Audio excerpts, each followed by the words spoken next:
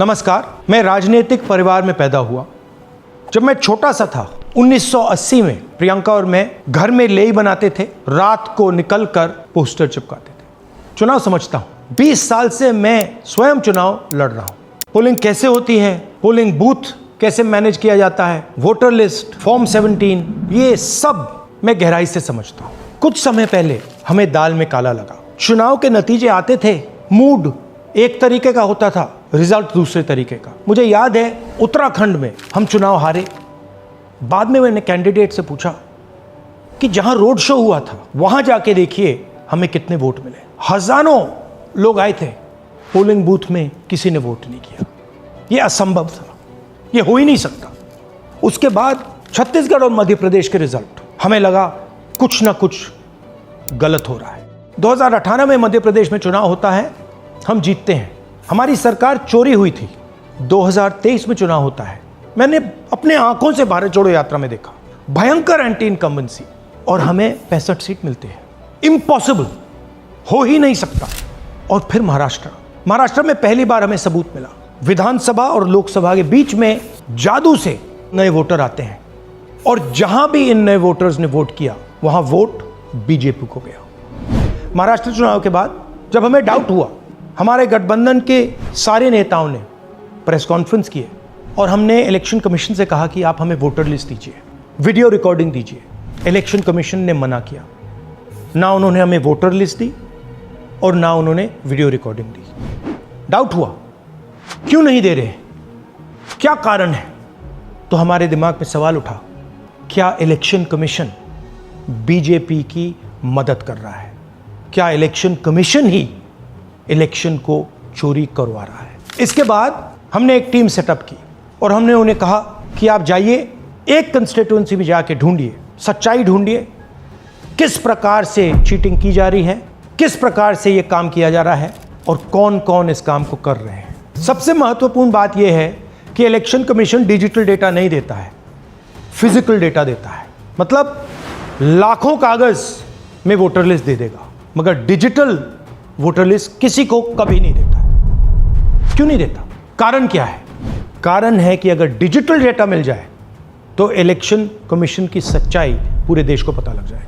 हमने टीम को बताया, मैंडेट दी कि आप जाके चेक कीजिए, आप 5-7 सीटों पे पता लगाइए कि चीटिंग हुई, और अगर हुई तो कैसे हुई। टीम ने हमें एक दिन बताया कि 5-7 सीटों पे ये काम किया ही नहीं जा सकता। क्यों? मैंने उनसे पूछा क्यों नहीं किया जा सकता। उन्होंने मुझे ये कागज दिखाए। ये जो कागज हैं, ये एक लोकसभा के कागज नहीं है, ये एक विधानसभा के कागज हैं, और इन कागजों को हमने मैन्युअली सॉर्ट करना पड़ा। और पूरा का पूरा काम जो हुआ है, इसमें 6 महीने लगे हैं, और एक असेंबली सीट में हम ये काम कर पाए हैं। क्यों? क्योंकि डिजिटल डेटा नहीं दिया जाता। अगर इलेक्शन कमीशन ने हमें डिजिटल डेटा दिया होता तो हम ये कार्रवाई पूरे देश में, हर लोकसभा में, हर विधानसभा में 15 मिनट में करके दिखा देते। हमारे पास अनलिमिटेड रिसोर्सेज नहीं है, इसलिए हमने ये रिसर्च सिर्फ एक लोकसभा में, एक विधानसभा सीट में की। मगर मुझ में अब पूरा भरोसा है कि ऐसी 100 से ज्यादा सीटें हैं हिंदुस्तान में। जो यहां हुआ है उन सीटों में भी हुआ है। और याद रखिए, अगर बीजेपी को 10-15 सीटें कम आती तो आज नरेंद्र मोदी प्रधानमंत्री नहीं होते, इंडिया गठबंधन की सरकार होती। जांच ने 5 तरीके की चोरी पकड़ी है। डुप्लीकेट वोटर, जिसका मतलब एक वोटर के नाम वोटर लिस्ट में अनेक जगह आ रहे हैं। फेक एड्रेस, मतलब एड्रेस है ही नहीं, या फिर हाउस नंबर 0।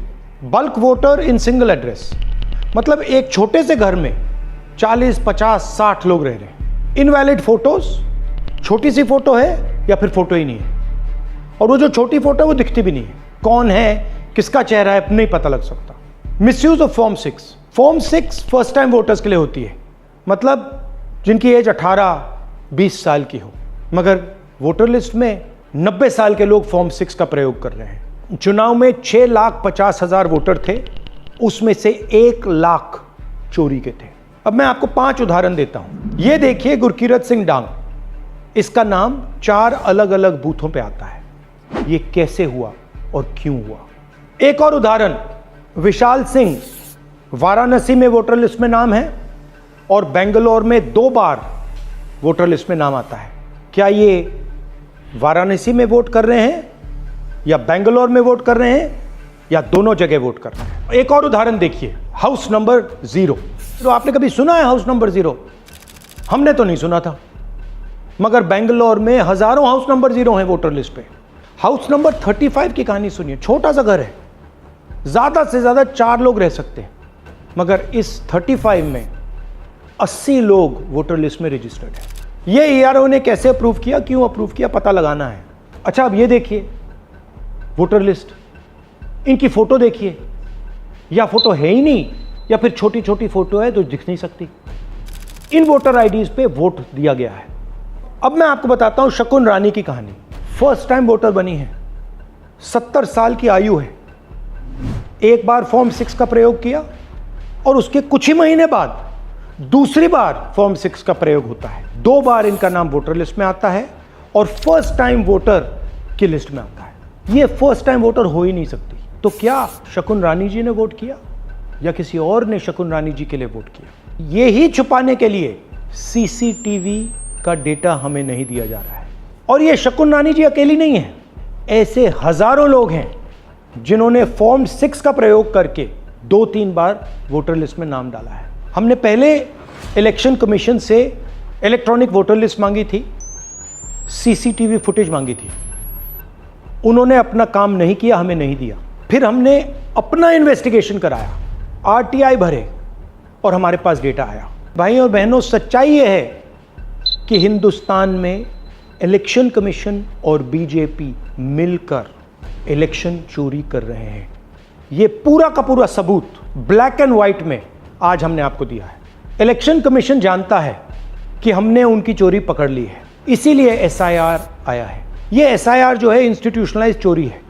इलेक्शन कमीशन खुलकर बिना डरे बीजेपी के साथ मिलकर चोरी कर रहा है। और ये जो एसआईआर है, इसका लक्ष्य गरीबों का जो हक है, उनका वोट जो है, उनसे चोरी करने का है। मैं आपको एक और बात बताना चाहता हूं। इस पूरी इन्वेस्टिगेशन में हमने वोटर एडिशन को देखा है, मगर जितना एडिशन होता है शायद उससे ज्यादा डिलीशन होता है, सबट्रैक्शन होता है। तो ये सिर्फ एक मेन तरीका हमने पकड़ा है, दूसरे तरीके पे हमने इन्वेस्टिगेशन की ही नहीं अभी। मैं इलेक्शन कमीशन और इलेक्शन के ऑफिसर्स को साफ कह रहा हूं, आप जो कर रहे हो गलत कर रहे हो। ये ट्रीजन है, देश के खिलाफ है। ये मत भूलिए, टाइम आएगा हम आपको पकड़ेंगे, बचने वाले नहीं हो। It is critical that we expose voter चोरी।